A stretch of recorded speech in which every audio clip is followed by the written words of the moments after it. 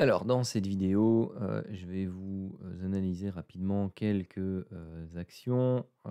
Pourquoi? Eh bien, parce que j'ai lu un article, très intéressant par rapport à l'intelligence artificielle et donc il y a des personnes qui s'amusent à entraîner des intelligences artificielles pour qu'elles puissent reproduire les comportements des grands investisseurs tels que, Warren Buffett ou Jess Livermore et celle qui est, donc ils font ça sous forme d'ETF. Celui de Warren Buffett s'appelle l'ETF, Omaha Intelligent. Donc il n'est pas encore, actif, je pense, mais il a pour objectif, beh, tout simplement heu, de créer des portefeuilles, qui sera, que vous pourrez suivre, ou que les investisseurs pourront suivre via cet ETF, basé sur, ce qu'il aura appris de toute l'expérience, de vie en investissement financier de Warren Buffett. Alors il y a déjà normalement celui de, Livermore qui est actif. Bon, je ne sais pas si on peut investir dessus ou pas, mais il s'appelle, ETF LIVR. Et l'IA qui est derrière affirme que, bah, si, Jess Livermore, aujourd'hui était encore vivant, eh bien, il investirait sur, heu, Meta plateforme, sur Nvidia, sur Taiwan Semiconductor, sur PDD Holdings et sur Procter& Gamble et il le ferait dans cet ordre. Alors, on va regarder un peu, bah, ce que donnent pour l'instant ces différentes actions et est-ce qu'il est possible d'y rentrer, d'y intervenir, quels sont les objectifs? Alors sur, le graphique hebdomadaire, donc ici on est sur Meta, donc c'est, Facebook, hein, l'ancien Facebook, pour ceux qui n'auraient pas la référence. Donc ici on est en plein run, haussier, donc moi qu'est-ce que je peux voir? Bah, c'est tout simplement qu'on a eu ici une première petite phase de consolidation, une autre phase de consolidation, une autre phase de consolidation, une autre phase de consolidation. Donc si je compte ces 3 là comme étant une structure complète, et bien là, vous pouvez mettre, un petit 1 ici, un petit 2. Hem, Ensuite, celle-ci est relativement grande. Par contre, bon, allez, dans celle-ci, vous avez ce point-là, celui-ci, celui-ci, celui-ci. Donc on voit qu'on a échoué à faire un nouveau plus bas. On n'a pas formé, pour moi de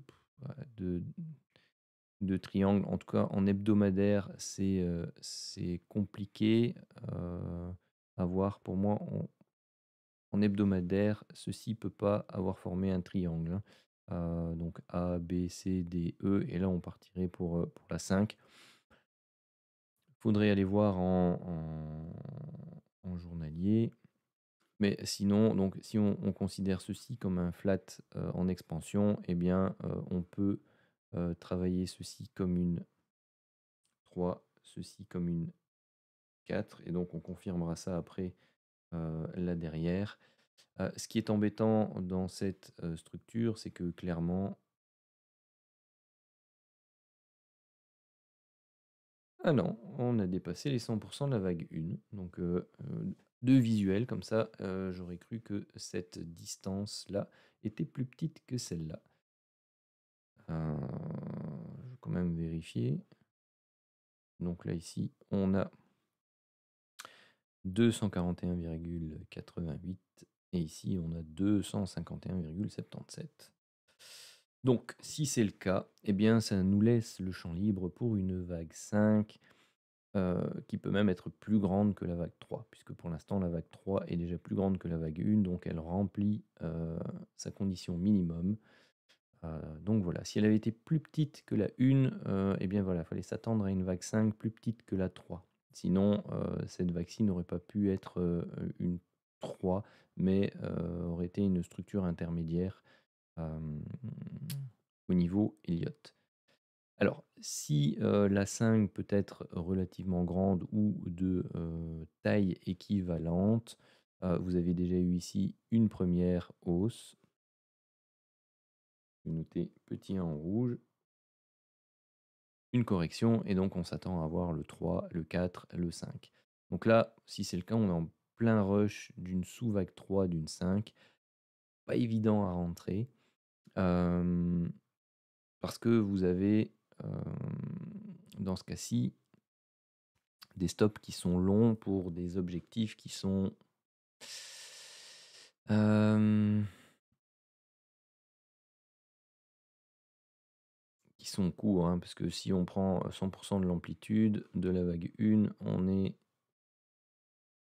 arrive à ces niveaux-ci. Donc il reste plus grand-chose. Bon, malgré tout, si ceci est bien une 1, ceci est bien une 2, bah, ouais, la 3, elle est quand même censée être un peu plus large, mais bon voilà, on a les 675, en point de mire. C'est, c'est pas grand-chose, d'accord? Si par contre, bah, on prend le cas où vous avez la 4 qui est ici et qu'on a formé un triangle, donc on constitue la 5 et donc là, bah, c'est vrai que c'est plus intéressant à faire avec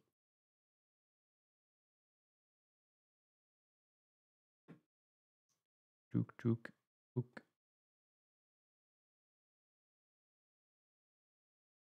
On va le faire comme ça, hop là, et qu'on va reporter ici.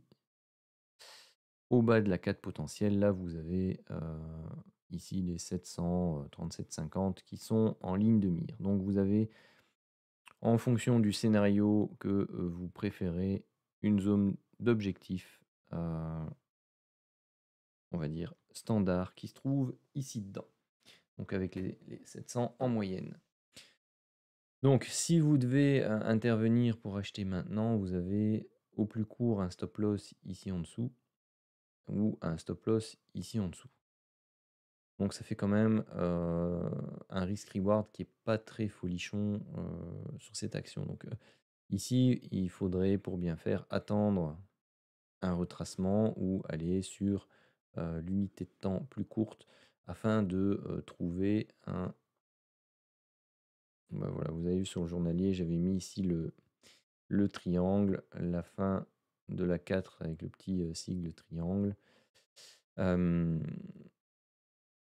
Donc voilà, c'est pas évident de rentrer sur cette action. Donc, parce que le potentiel est assez faible. Donc il faudrait éventuellement, pour que ce soit intéressant, avoir un retracement, pouvoir aller retester éventuellement cette zone-là. Et sur cette zone-là, prendre un achat pour essayer de viser cette zone et avoir un stop relativement court ici en dessous et voir ici en dessous parce qu'on aura réduit la marge. Ou si vous le mettez ici en dessous, le relever assez vite ici en dessous pour dire de minimiser les risques et surtout d'augmenter votre ratio risque sur perte. Voilà, donc ça c'était pour Meta. Alors, la suivante, bah, Nvidia. Celle-là, je la suis, donc voilà, donc elle repart à la hausse. Donc ma structure sous forme de triangle que j'avais noté en journalier. Hop, donc là, vous voyez la structure que j'envisageais. Donc bon, elle est toujours possible, hein, c'est juste que ici la vague B est potentiellement pas finie. Euh, hop. Mais pour moi, cette vague 4, si la 4 se termine ici, pour moi, c'est trop court. Je l'avais expliqué dans un article ou dans une autre vidéo. J'ai ma souris qui est fatiguée, elle ne répond plus. Par rapport à la vague 2 qui est ici, donc la vague 2 de cycle de long terme, elle est très longue et généralement la vague 4 est plus longue que la vague 2. Donc comme celle-ci est quand même relativement longue, bah, moi je m'attends potentiellement à une vague 4 au moins de la même taille, voire plus longue. Maintenant vous avez une zone de polarité qui se trouve ici, qui peut toujours être la zone de polarité d'un triangle, hein. Et vous avez ici, vous voyez, en plus, vous avez quelque chose de fortement pentu, une correction et puis quelque chose de, pour l'instant, avec une pente plus faible. Donc on commence plus, là-dedans, donc il y a pas de divergence, on a cassé à la hausse. Hem, mais vous avez donc, ici, potentiellement une structure qui s'affaiblit et qui peut, reprendre son souffle et soit aller directement faire un plus bas par rapport au A pour faire 3 temps et 5 temps baissier, un flat ou de nouveau 3 temps baissier pour faire une WXY ou bien même pour former, un triangle. Enfin bref, il y a, pas mal de combinaisons possibles, pour une, 4 plus longue et plus complexe. Heu et malgré tout, des plus hauts historiques ne sont pas à exclure, même pour une 4, hein. On peut avoir, une structure en extension. Donc bon, voilà, il faut être prudent. Pour l'instant, personnellement, je n'achèterai pas sur ces niveaux-là, et compte tenu de l'analyse que j'en fais, Nvidia. J'attendrai que l'on, retrace, que l'on, vienne tester au moins la médiane du système, voire une des zones de 38,2, on l'a déjà faite. Pourquoi pas pénétrer la 38,2 pour essayer d'aller chercher la zone des 50% en extension. Comme je vous expliquais tout à l'heure, quand on fait une vague 3 hyper pentue avec des multiples importants au niveau, euh, on va prendre ça, au niveau extension Fibonacci par rapport à, ouais, vous voyez ici, on va être à, on est allé faire les 361,8. Entre 361,8 et 400% de l'amplitude de la vague 1. Donc c'est beaucoup. Donc il ne serait pas anormal d'aller rechercher les 50%, voire en cas de forte consolidation, les 61,8. Moi, c'est cette zone-là qui m'intéresserait pour un investissement long terme. Ensuite, la suivante, Taiwan Semiconductor de mémoire. Je la suis aussi, mais elle me plaît pas des masses. Hem,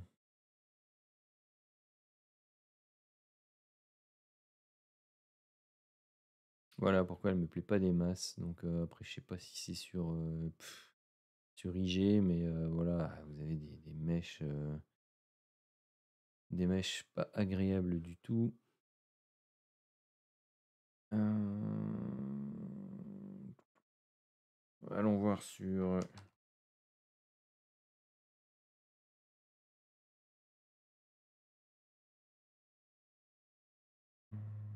Investing.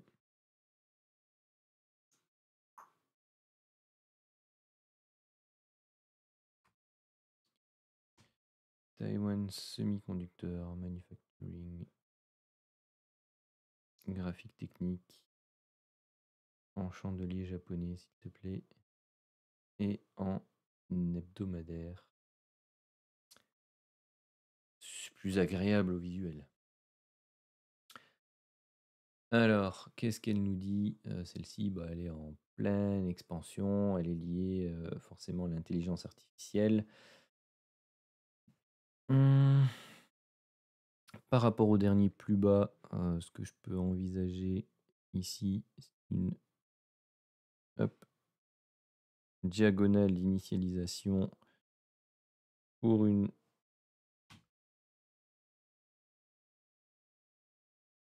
pardon, pour une vague 1 ici, sa consolidation, vague 2 là. Non, j'ai dit 2. Merci. Hem, 3, 4, 5, une 3 là.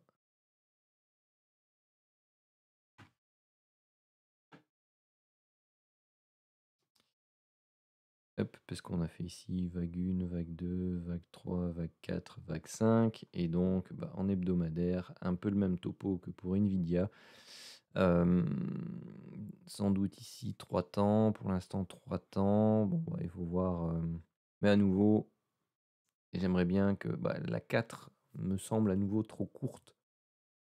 Même réflexion par rapport à Nvidia, mais bon, le cycle est moins long ici, hein.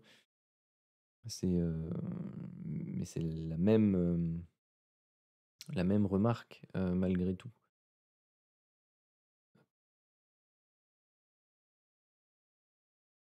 Vous voyez que le on n'a même pas encore dépassé le temps qu'a mis la une et classiquement, on met, au moins une fois et demie à 2 fois, la 2 pour la 4. Donc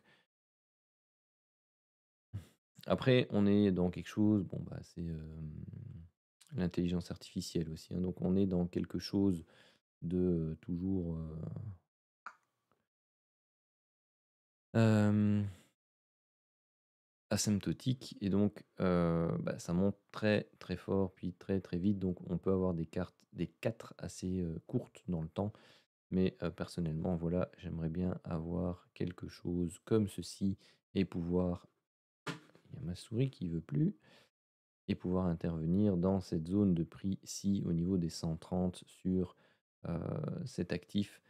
Voir s'il y revient pas, éventuellement une première zone ici, autour des, 150, si jamais il décide de faire plutôt quelque chose de plus court ou, de triangulaire, hein. Il peut même déborder ici, puis faire, quelque chose comme ça avant de repartir, hein, et c'est toujours possible également. Bon, hop, hop, hop. Donc voilà pour, Taiwan Semiconductor. Alors, PDD Holdings.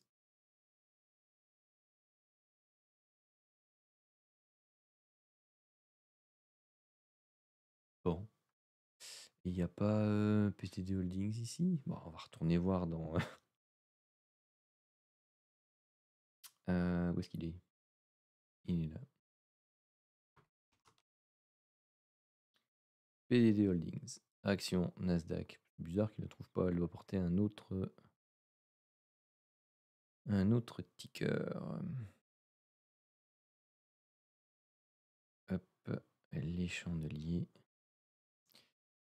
Bon, pas grand-chose comme historique.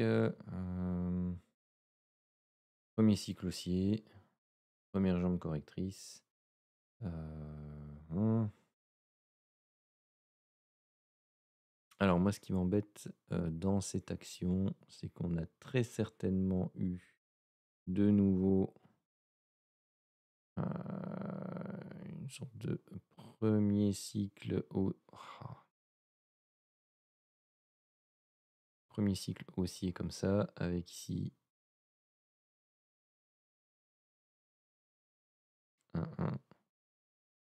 un 2.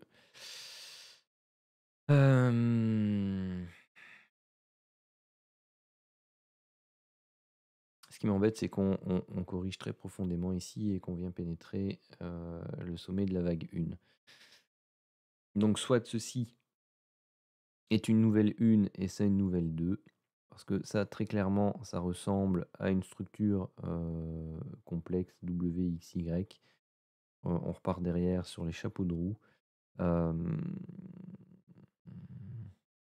à nouveau en hebdo, c'est compliqué d'intervenir.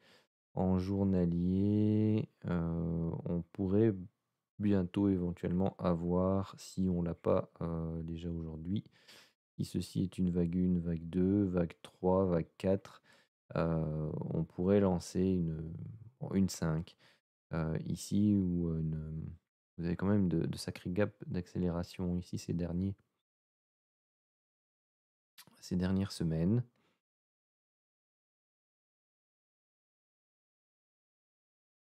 Vous avez une sorte de tasse avec anse ici. Heu, on consolide éventuellement, pourquoi pas un retour sur cette zone-là, pourrait être intéressante pour, jouer bon une sorte de, épaule, tête, épaule inversée. comme ceci, avec la ligne de coût plus ou moins là. Et donc, vous avez des objectifs qui peuvent aller rechercher ici les anciens plus hauts autour des 200, 213, 220 par extension. Donc, si vous arrivez à avoir quelque chose dans cette zone-là avec un stop, malheureusement ici en dessous, vous avez 125, le stop ici 85, donc ça fait 40. 40 pour aller chercher les 220. Ouais, c'est un risk reward supérieur à 2, donc c'est pas inintéressant. Bon, tant qu'on est là, c'est Procter Gamble, mais je préfère quand même, si elle est ici,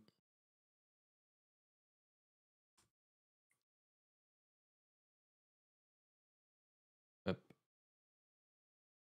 tout la travailler avec mon full king appliqué. Bah, faut aller des mèches pareilles, quoi. Pas sur une action comme Procter Gamble.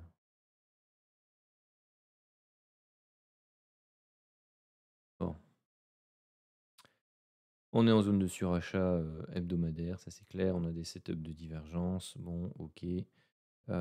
C'est aussi une tendance bien haussière.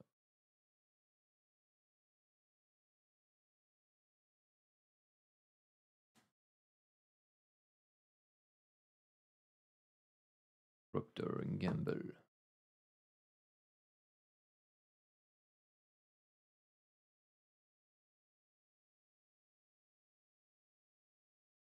Donc voilà, il n'y a pas de mèche comme ça.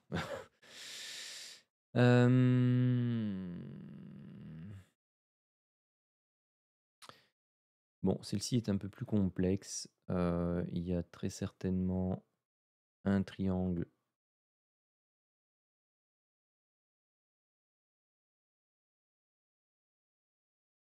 Pas, comment dire,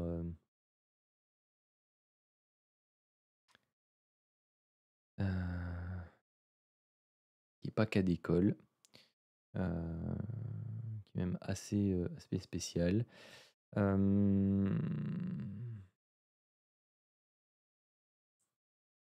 Ou alors, ce qu'on peut avoir aussi,